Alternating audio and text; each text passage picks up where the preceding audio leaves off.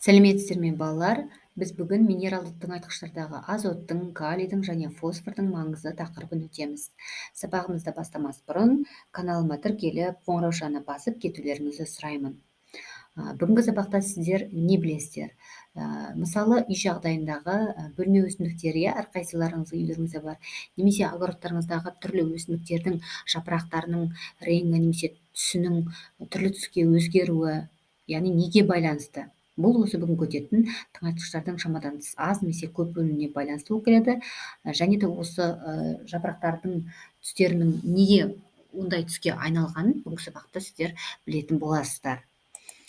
Енді өсімдіктер жалпы кез келген тірі организмдер сияқты тіршілік ету үшін қоректенеді. Бұл да тірі организм ғой, білесіздер. Сондықтан оларға да қоректік заттар қажет. Қоректену дегеніміз бұл өсімдіктердің қоршаған ортадан неорганикалық заттардың сіңуі, немесе бейорганикалық дейміз. Оларды өзгертуі және тыныс алуы, өсуі, көбеюі процестерінде пайдалануы. Өсімдіктердің басым көпшілігінде топырақтық минералды қоректену бар және ауалық фотосинтез арқылы қоректену бар.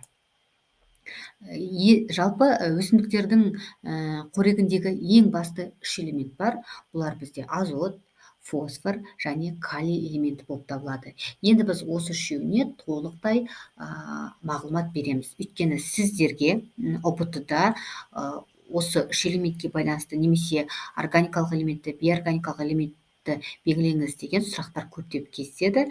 Осы слайдтағы берілген әрбір сөйлемге мән береміз. Дәптерлеріңізге жазып алыңыздар. Ең бірінші тоқталатын элементіміз бұл бізде азот. Азот ол жерүсті өркендердің өсуін күшейтеді. Өркен дегеніміз бір сөзбен айтқанда сабақ, сол сабақтың өсуін күшейтетін элемент болып табылады.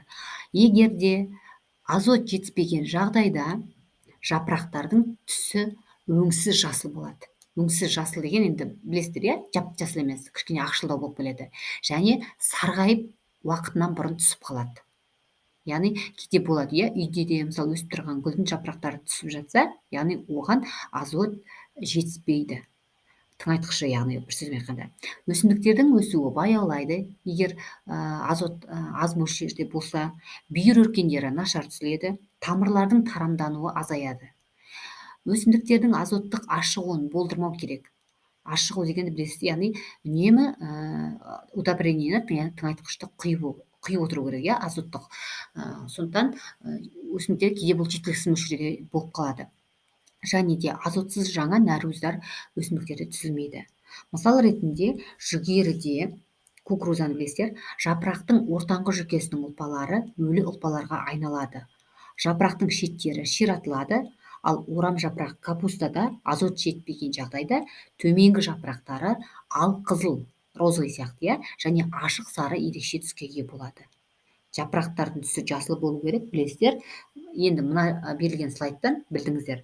Өсімдіктің жапырақтары жаңағы алқызыл, барлық өсімдікте бірдей емес қой, әрқилы болады. Орам жапырақта алқызыл, ашық сары болып келді, ал жалпы өсімдіктерде өңсіз жасыл болып келді. Жүгеріде оның шеттері ширатылады екен. Яғни осындай ерекшеліктер бар. Бұл түсінікті деп ойлаймын. Келесі элементіміз бұл бізде калий. Калий ол тамырлардың, түйнектердің, пиязшықтардың өсуіне жағдай жасайды. Байқап тұрсыздар, топырақта калий жетіспеген жағдайда тамырлар нашар өседі. Негізі кішкене бір-біріне ұқсайды, байқап отырыңыздар тыңайтқыштардікі. Жаңа тамырлары тарамдалмады ғой азотта, бұнда керісінше тамырлары нашар өседі. Және түйнектері мен пиязшықтары баяу дамиды. Жапырақтары су жетіспегенде солыңқы көрінеді, ал олардың жиегінде күйік тәрізді қоңыр дақтар пайда болады. Бұны да сіздер білесіздер. Кейбір жапырақтарда кейде ол су жетпегенде де болады, бірақ та калий жетіспегенде де шетінде қоңыр дақтардың пайда болуы осы калийдің аз бөлінуінен болады. Үшінші элемент бұл бізде фосфор. Бұлардың бәрі тыңайтқыштар, балалар, айтып жатырмын. Фосфор ол жемістердің салмағына, мөлшеріне әсер етеді. Олардың пісіп жетілуін жылдамдатады. Фосфорлық ашығу жапырақтарда көкшіл жасыл түсті, сирек жағдайда қола тәрізді түстің пайда болуына әкеледі. Осы жерде мені салыстырып жібересіздер. Байқап тұрсыздар, азотпен салыстырасыздар. Яғни бұл жерде де егер де аз бөлінсе, осындай түске ие болады. және де осы өсімдіктің өсуі, гүлдеуі, содан кейін жеміс және тұқым беру тоқтайды. Егер өсімдік жаңағы кез келген, жаңағы айтамыз огородтағы өсімдіктердің жемістері дұрыс өспей солып қалатын болып жатса, осы фосфор элементінің жетіспеуінен болады. Енді калий мен фосфор ол өсімдіктердің суыққа төзімділігін арттырады. Екеуі де байқаптырсыздар, яғни шыдамды болып келеді. Енді тыңайтқыштардың екі түрі болады, осыған тоқталамыз. Мына жердегі фонға да мән беріңіздер. Тыңайтқыштардың органикалық деген түрі болады және минералды немесе біз химиялық тыңайтқыштар деп атаймыз. Органикалық тыңайтқыштар дегеніміз не? Бұл организмдердің тіршілік әрекеттерінің қалдықтары. Жалпы кез келген. Ол көң, құстың саңғырағы, шымтезек, қарашірік немесе өлі дене. Ал минералды тыңайтқыштарға ол тыңайтқыштардың құрамындағы топырақта жетіспейтін, жаңағы айтып кеткен алдындағы азот, фосфор, калий элементтері болады.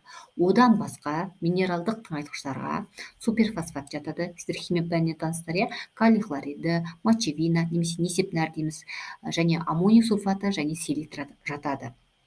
Енді сіздер мына жерде органикалық тыңайтқыштарға кішкене тоқтала кетейікші, қарашірікті білесіздер ғой, шымтезекті білесіздер. Яғни жануардың қалдығы, тезек деп айтамыз, шымтезек. Немесе құс саңғырығын білесіздер, оны. Бұлардың барлығы органикалық тыңайтқыштарға жатады. Және де сіздерге ұбт-да осы фонға мән беріңіздер, мысалдарына жаңағы органикалық минералды тыңайтқыштардың тестта сіздерге органикалық тыңайтқышты көрсетіңіз деп келеді. Бұл жерде, мына жердегі аталған көң, құс саңғырығы, шымтезек, қарашірік, өлдене 5 жауап берген, соның біреуі ғана келеді. Сондықтан осыны жаттап алыңыздар, өте көп кездеседі. Және минералды тыңайтқышты белгілеңіз дегенде азот, фосфор, калийді және одан басқа суперфосфат, калий хлориді, мочевина, аммоний сульфаты және селитра. Яғни 8 жауап бар, осының біреуі келеді. Ал егер көп жауапты тест болатын болса, оның екеуі немесе үшеуі келеді. Бұл сіздерге түсінікті деп ойлаймын, берілген слайдтағы ақпараттар.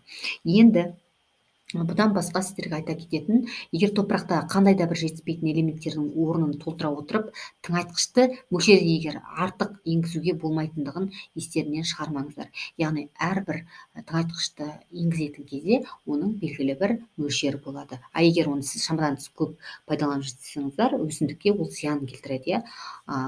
Жемістерге де мысалы ол зиян болып келеді. Біз оны тұтынамыз ғой себебі.